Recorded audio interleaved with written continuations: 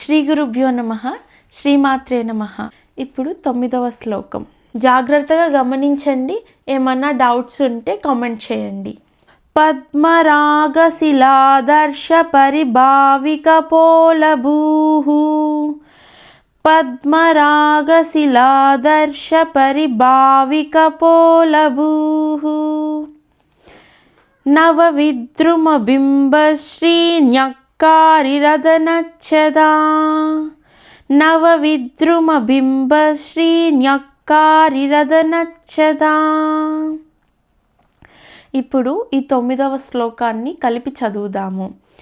పద్మరాగశిలాదర్శ పరిభావిక పోలభూః నవవిద్రుమబింబశ్రీన్యక్కారిరదనచ్చదా. ఒకవేళ మీరు నా ప్రీవియస్ వీడియోస్ చూడనట్లయితే డిస్క్రిప్షన్ బాక్స్లో లింక్ ఇస్తాను, చూడండి. శ్రీమాత్రే నమః.